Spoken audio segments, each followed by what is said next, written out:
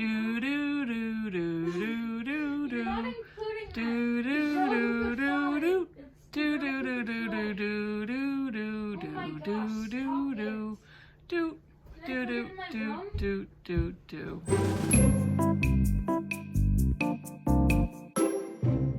Okay, so this is Clara.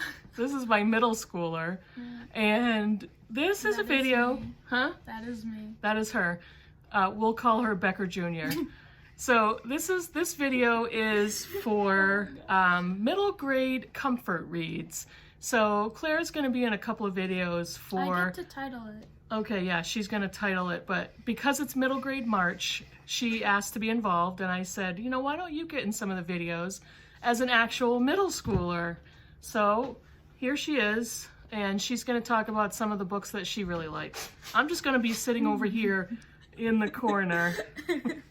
I made her promise that she won't butt in. It's divided into sections because there's a lot of them. I compiled a very long list. So why don't you tell everybody what you're doing? No, like why you picked these books. Oh, because right now is a very scary time, and I am very anxious because there's a whole coronavirus, COVID-19 thing going on. You could probably hear that I'm very clumsy. But I had some, what was the person's name who made some comfort reads? I don't know. Oh, well, we saw a booktube video. Oh, it was Olive. Okay. What's her channel name? A Book Olive. A Book Olive made a video about good comfort reads during this time. So I wanted to do some for middle grade. Now what? Keep going. Oh, not all of them are middle grade. Some of them are a little higher, some of them are a little lower. Well, actually, no. Some of them are just a little lower than middle grade, not really higher.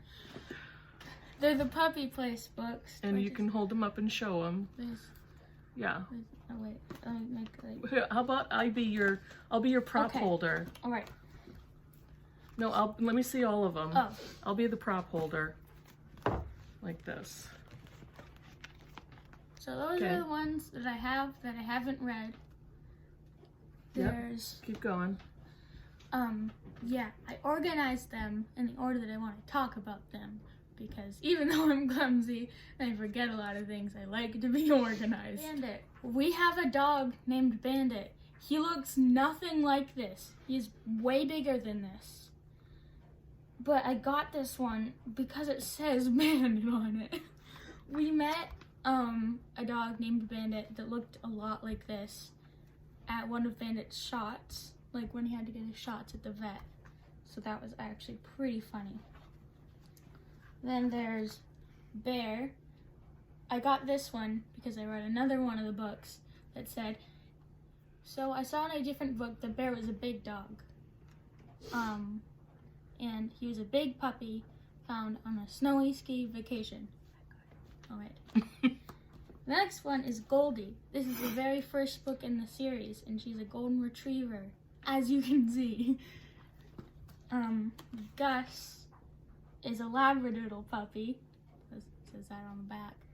But he's a Labradoodle puppy, and he was so adorable I had to get the book. And then Daisy is the last one. You can probably see why I got it, but she's a Boston Terrier. So why do you think these books are comfort reads? Thank you. You're welcome. Thank you, kind interviewer. I totally needed that prompt. I think these are good comfort reads because they're for 2nd to 3rd graders. Therefore, I can get through them in 5 to 10 minutes each. And puppies are cute. And puppies are cute, Okay, yes. Let's go with the next pile. The next pile are some of my top favorite books ever. Magic Tree House. Okay, go ahead. So there is To the Future Ben Franklin and Shadow of the Shark. Magic Tree House is about these siblings, Jack and Annie. They find these magical this magic tree house, and it has magical books in it, and if you point to the book, you go to the place. It's a thing, and it's cool. I'm not good with the words. So these are books about books and kids who like to read. Yes, I love books about books. Yeah, we so both we love both books do. about books. And I think if you're on BookTube, you probably feel the same way. Yeah. So the next pile is pretty cool, so describe that pile. Yeah, this pile is just, and so is the Magic Treehouse pile. This is just representing the series and or author in general. Roald Dahl books. If you know anything at all about Roald Dahl, you will probably be able to tell why these are in my comfort reads. They're amazingly fantastical and hilarious and entertaining. And oh my gosh, Quentin Blake's art is amazing.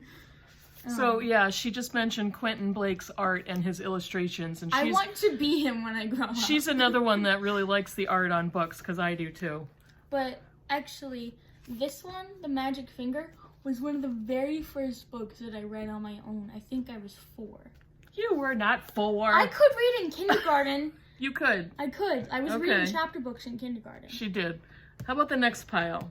This is another one with the same author, right? Yeah, but this isn't. These are just the ones that I picked out to be my comfort reads. For representative. Yeah. Okay. Andrew Clements. A lot of different books that are in my comfort reads are in another video that I'll be making called Middle Grade Books for Reluctant Readers or something to that effect. So why do you like Andrew Clements?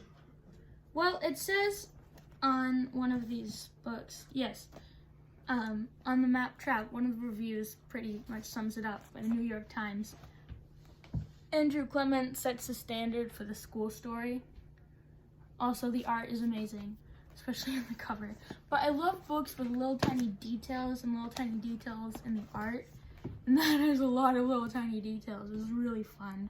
Yeah, and Andrew, I think I read The Library Card by Andrew Clements. No, that's not by Andrew Clements. That's not by, forget it, never mind.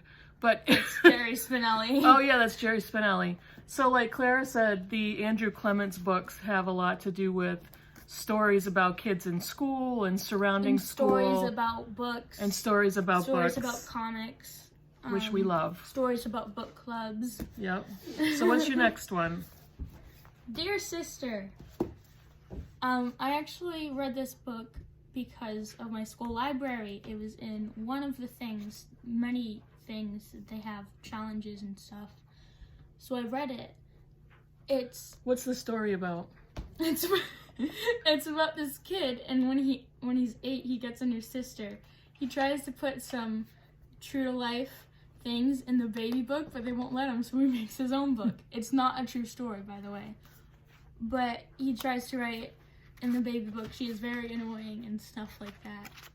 So that's really cute. The paper is the same as normal paperback paper, but it's a graphic novel. So it's not like that shiny paper. I like both of them, but still, that's cool. Okay. It's also all in blue and black and white and stuff. So next, the last pile. Then the last pile are books. Now, hold on. Why don't you go through these? Do these individually but quickly, so because these are really good ones. Yes. This pile is like the piece de resistance of what does that mean?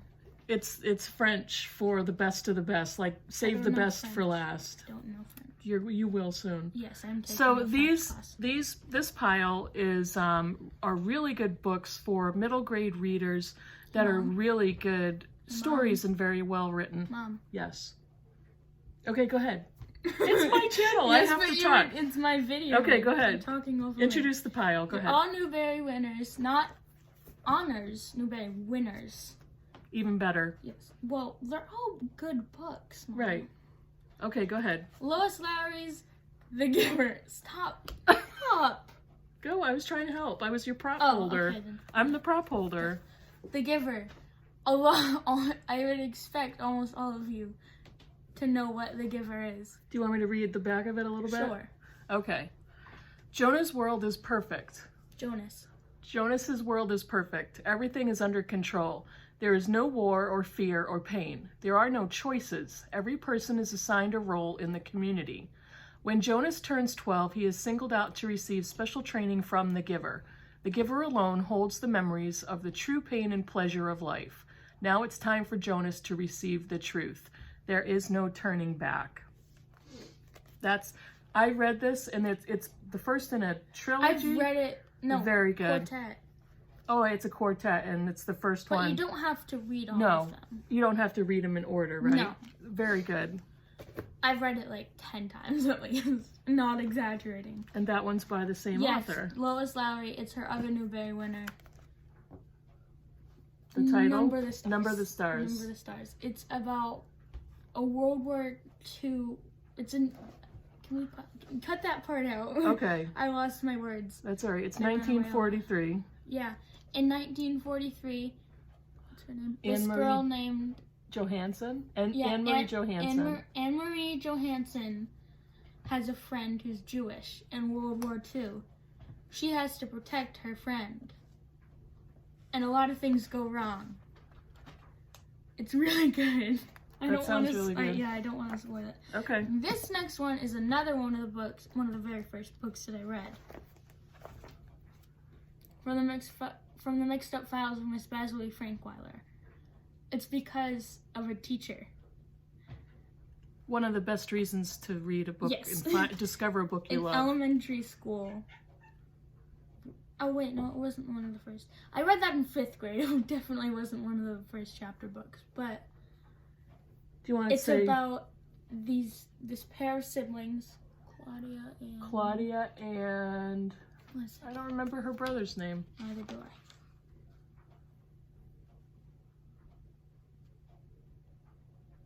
Right, Claudia and Jamie, who run away from home, and they go. Is it the Metropolitan? Yes, and they go to the Metropolitan. But then they find a mystery and they solve the mystery. Oh wait, that's spoiling it.